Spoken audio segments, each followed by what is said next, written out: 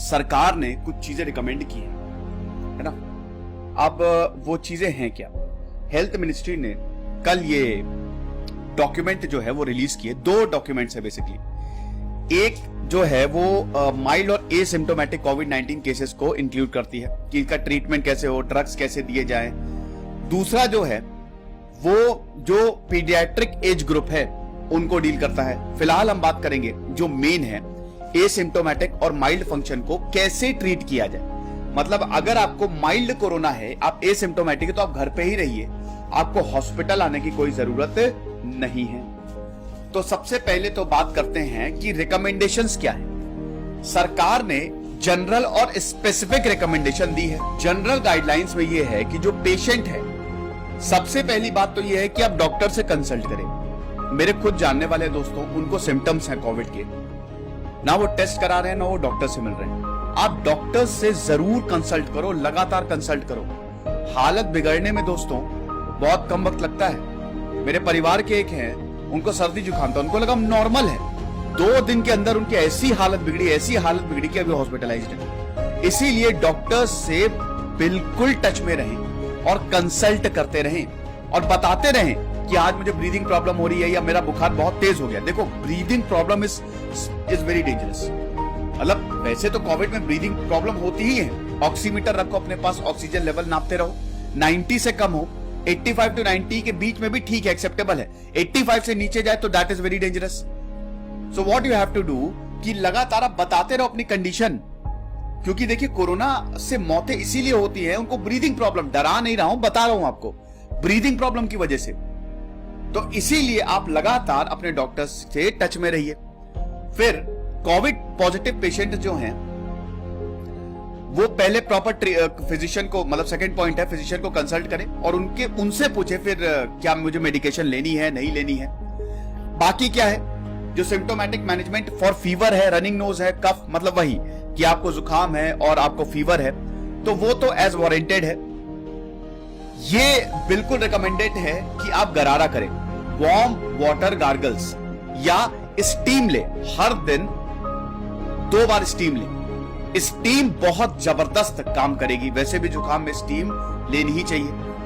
अब अगर मान लो ये तो दवाइयां हैं, जैसे मान लो कि ये तो जैसे जनरल रिकमेंडेशंस है, ठीक है। जनरल रिकमेंडेशंस में अगर मान लो आपका फीवर कंट्रोल नहीं आया तो फिर आपको दवाई लेनी शुरू करनी पड़ेगी। प्रिस्क्रिप्शन एक ही है, दवाई एक ही है। पैरासीटामोल टैबलेट्स आपको लेनी है, maximum 650 mg 4 times a day. 4 बार आपको 650 mg, काफी गर्म है। 650 mg बहुत गर्म दवाइयां हैं, है ना। तो हो सकता है आपको आपके डाइजेशन में प्रॉब्लम है। वैसे भी कोविड-19 में खाने पीने का मन नहीं करेगा, लेकिन खाते रहो, अच्छी डाइट, न्यूट्रिशियस डाइट लेते रहो, इससे आप और जल्दी रिकवर होंगे। तो 650 mg काफी ज्यादा है। मेरे कुछ दोस्त हैं जिनको ये दवाई लेनी पड़ रही है, इतनी गर्म दवाइयां हैं कि उनका थोड़ा सा अभी जो हेल्थ है वो बिगड़ी हुई है। लेकिन परेशान मत हो आप, बिल्कुल देखिए, जिनको भी कोविड है ना वो सही हो जाएंगे। 14 दिन मैक्सिमम होता है, उसके बाद सही हो जाएंगे। बहुत लोगों का तो आधे दिन में सही हो जाता है। तो पेशेंट जो है वो डॉक्टर को कंसल्ट करें। और अगर मान लो कि इससे भी, पैरासीटामोल टैबलेट से भी आपका जो फीवर वो कंट्रोल नहीं होता है, फिर आपको non steroidal anti inflammatory drug NSAID देना पड़ेगा, जैसे नैप्रोक्सिन 250 mg twice a day. Paracetamol तो नॉर्मल है ना। पैरासीटामोल से तो फीवर कंट्रोल में आ ही जाता है। अगर कंट्रोल नहीं आता है तो फिर आपको NSAID देना पड़ेगा। फिर गाइडलाइंस क्या बोलती है कि डॉक्टर जो है वो आइवरमेक्टिन टैबलेट्स भी सजेस्ट कर सकता है। ये कितना है? 200 mcg पर kg once a day to be taken on an empty stomach, खाली पेट, 3 से 5 दिन तक। लेकिन ये सिर्फ और सिर्फ डॉक्टर सजेस्ट करेगा, अपने आप मत लेने लगिएगा भैया। आपसे विनती है, हाथ जोड़ रहे हैं कि कुछ भी अपने आप ना करें, डॉक्टर से कंसल्ट करें, वरना पता चला आपको कुछ नहीं है, जबरदस्ती दवाई खा रहे हो और हालत बिगड़ गई। 5 दिन से ज्यादा फीवर है, नीचे ही नहीं जा रहा, फ्लक्चुएशन होता है। आपको पता ना फीवर क्यों आता है? क्योंकि आपकी बॉडी जो है वो एंटीबॉडीज बना रही है। आपका इम्यून सिस्टम उस वायरस से लड़ रहा है। आपका जब इम्यून सिस्टम वायरस से लड़ता है तो टेम्परेचर ऊपर जाता है ना। तो इसीलिए ऊपर नीचे जाता है। लेकिन अगर बहुत है, लगातार फीवर है, वो घट ही नहीं रहा है, 5 दिन हो गए हैं, तब उसके बाद आपको क्या लेना है? इनहेलेशनल ब्यूटासोनाइड, ये आपको लेना है। That has to be given by inhalers with spacers. Dose कितनी होगी? 800 mcg twice daily for 5 to 7 days। 5 से 7 दिन के लिए 800 mcg आपको डेली लेनी है 2 बार। 5 दिन या 7 दिन के बाद चीजें कंट्रोल में आने लगती ना, आपका फीवर कम होगा। नहीं हो रहा है तो उसमें आपको ये भी लेना पड़ सकता है। अब 7 दिन के बाद भी फीवर है, यानी कि फीवर कंट्रोल ही नहीं हो रहा है और कफ भी आपका खराब होता जा रहा है, गला भी लगातार खराब होता जा रहा है, तब तो फिर आपको ओरल स्टेरॉइड्स लेने पड़ेंगे। ये भी आपका डॉक्टर सी आपको बताएगा। रेमडेसिविर के बारे में मैंने बताया था, रेमडेसिविर के बारे में अभी कोई साइंटिफिक एविडेंस नहीं है। रेमडेसिविर इतना हो हल्ला मचा हुआ है, लेकिन दोस्तों कहीं पे भी आप देख लीजिए वो डॉक्टर बहुत बहुत बहुत ही सीरियस कंडीशन में रेमडेसिविर को एडवाइस कर रहे हैं। तो ये जब तक आपको डॉक्टर ना कहे, और ये मेडिकल सेटिंग में ही कुछ लोग क्या है ना, रेमडेसिविर लेके उन्होंने पहले ही रख लिया है और ठोके जा रहे हैं। रेमडेसिविर बहुत खतरनाक है भाई, ये मत करो। जब तक डॉक्टर या हॉस्पिटल ना बोले ये मत करना, ना ही प्रोक्योर करो ना ही एडमिनिस्टर करो। होम में, घर के लिए गाइडलाइंस है ये, ठीक है ना? तो घर पे ना ही एडमिनिस्टर करो ना ही प्रोक्योर करो, कुछ मत करो। रेमडेसिविर की इतनी ज्यादा कोई जरूरत नहीं है। बहुत ज्यादा सीरियस पेशेंट होते हैं, उनको जरूरत हो, उसका भी कोई एविडेंस नहीं कि उसमें काम करते कि नहीं करते, लेकिन हाँ ये पाया गया कि उनमें काम करते, इसलिए डॉक्टर जब बोले तभी आप लो। जब ऑक्सीजन सैचुरेशन लेवल बहुत कम हो जाए तब यहां पे हॉस्पिटल जाओ, बिल्कुल जाओ। 80 से नीचे आए, 85 या 80 या 75, तब तो बहुत ही बुरी कंडीशन है, तुरंत हॉस्पिटल जाओ, इमीडिएट कंसल्टेशन होना चाहिए।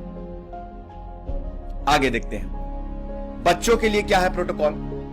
यहां पे एसिम्प्टोमेटिक बच्चों के लिए प्रोटोकॉल है, जिनको माइल्ड, मॉडरेट और सीवियर है ना। देखिए जो एसिम्प्टोमेटिक है उनको तो कोई ट्रीटमेंट की जरूरत नहीं है, और बस उनको अच्छी डाइट देते रहो, देखते रहो और डॉक्टर से कंसल्ट करते रहो। माइल्ड का भी यही है। माइल्ड में ये होता है कि सोर थ्रोट होता है, ठीक है। राइनोरिया को वही बोलते हैं, राइनो वायरस होता है ना, कॉमन कोल्ड को राइनो वायरस जो है वो इन्फेक्ट करता है। तो ये मतलब लगातार नाक बह रही है। उसके बाद cough with no difficulty in breathing, मतलब ये बेसिकली नॉर्मल फ्लू के सिम्टम्स है, जो माइल्ड कोरोना जिसको बोल लेते हैं। तो इसमें कोई ऐसा बहुत इन्वेस्टिगेशन थेरेपी की जरूरत नहीं है और ये घर पे ही मैनेज किया जा सकता है। हाँ, सीवियर में खतरनाक हो सकता है, ठीक है, सीवियर में खतरनाक हो सकता है, तो वहां पे आप डॉक्टर को कंसल्ट करें। अब सिम्टोमेटिक ट्रीटमेंट क्या है? गाइडलाइन ये बोलती है कि डॉक्टर पैरासीटामोल दे 10 से 15 mg। बच्चों को ज्यादा दे नहीं सकते, है ना। एडल्ट तो 650 तक ले सकता है, लेकिन बच्चों को ज्यादा दे नहीं सकते। तो 10 से 15, 4 से 6 घंटे पे रिपीटेड, हर 4 से 6 घंटे के बाद। कफ के लिए सैलाइन गार्गल्स करो, पानी गर्म करो, नमक डालो, गरारा करना शुरू कर दो। गले में सबसे बड़ी प्रॉब्लम होती है। ओरल फ्लूइड्स भी ले सकते हैं ताकि हाइड्रेशन, देखो एक चीज याद रखो कि कोई भी वायरस अटैक करे तो उसमें हाइड्रेशन बहुत ज्यादा जरूरी है। लगातार पानी पीते रहो, फ्लूइड जाता रहना चाहिए, और न्यूट्रिशियस डाइट तो है ही। जूस लेते रहो, फल खाते रहो। मुझे पता बड़ा मुश्किल होता है, बीमारी में खाना बहुत मुश्किल होता है, लेकिन करना तो पड़ेगा ही। इम्यूनिटी के लिए भी आप बहुत गिलोय ले सकते हो। Antibodies are not indicated for treatment mild illness in children. Mild है तो एंटीबॉडीज बोल दिया, आई एम सॉरी, एंटीबायोटिक्स लेने की जरूरत नहीं है। ट्रीटमेंट क्या है?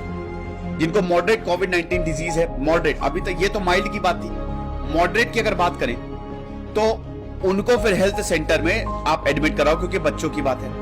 मॉडरेट और सीवियर में तो खतरनाक हो जाएगा, तो आप तुरंत कोविड हेल्थ सेंटर जो है, ये secondary level health care facility है, वहां पे जहां पे अच्छे से केयर मिल रही है, वहां कोविड डेडिकेटेड हॉस्पिटल जो होते हैं, वहां पे इनको भर्ती करो। फिर फ्लूइड इनटेक और इलेक्ट्रोलाइट के लिए इलेक्ट्रॉल आता है, वो भी पी सकते हो आप, तो उसका भी बैलेंस होना चाहिए। ओरल फीड, जो इन्फेंट्स है, ओरल फीड्स की बहुत ज्यादा जरूरत होती है इसमें, तो ये चीज है। फिर आप देख सकते हैं मॉडरेट कोविड-19 डिजीज, फीवर के लिए पैरासीटामोल 10 से 15 mg 4 से 6 घंटे पे, ठीक, मतलब 100 डिग्री से ज्यादा है। देखो 100 डिग्री से ज्यादा है तो टेंशन तब भी इतना नहीं है। 100 डिग्री तक है तो इट इज एक्सेप्टेबल, है ना, इट इज एक्सेप्टेबल। 100 डिग्री से ज्यादा फीवर जा रहा है तो खतरनाक है। और वो सब में है, बच्चों में तो खतरनाक है ही है। एमॉक्सिसिलिन शुड बी एडमिनिस्टर्ड अगर मान लो कि बैक्टीरियल इन्फेक्शन का कोई भी एविडेंस मिला है। ऑक्सीजन सैचुरेशन लेवल अगर 94% से नीचे जा रहा है तो सप्लीमेंटेशन की जरूरत है। उसके बाद कॉर्टिकोस्टेरॉइड जो है वो भी दिया जाता है अगर लगातार कंडीशन खराब हो रही है। तो ये तो सब हो गया। अब देखिए, अब जनरल गाइडलाइंस हम थोड़ा सा देख लेते हैं। अरे यार, जनरल गाइडलाइंस मैं लिखना भूल गया, चलो कोई बात नहीं। देखो, जनरल गाइडलाइंस पहले तो अगर आपको कोविड हुआ है तो सबसे पहले आपको मास्क तो पहने देना है। अगर घर में आप घर में हो, home isolation, if you are अगर घर में आइसोलेटेड हो, एक कमरे में बंद हो, तो लगातार आपको मास्क पहनना जरूरी है। 24 घंटे कोई ना कोई एक केयर टेकर होना चाहिए, कोई देखभाल करने वाला होना चाहिए। और लगातार जो मेडिकल फैसिलिटीज है, ठीक है, उस पर आप कम संपर्क में रहो। हॉस्पिटल और केयर गिवर, मतलब जो यहाँ पे आपको क्या कहते हैं कि आपकी देखभाल कर रहा है, वो हॉस्पिटल को इंफॉर्मेशन देता रहे कि ऐसी कंडीशन है, मतलब कंडीशन खराब ना हो, क्योंकि अगर कंडीशन खराब हुई तो आपको हॉस्पिटल में एडमिट होना पड़ सकता है। फिर केयर गिवर भी हमेशा मास्क पहना रहे। और ध्यान दीजिएगा, ये मास्क फेंक दिया करिए, ठीक है। मास्क जो है, स्पेशली जिनको कोविड है, वो तो मास्क फेंक ही दिया करे। हालांकि अगर आप घर में हैं, बंद हैं, तो फिर कोई दिक्कत नहीं है, मिलिए जुलिए नहीं किसी से, क्योंकि आप इन्फेक्ट कर देंगे बाकी सबको।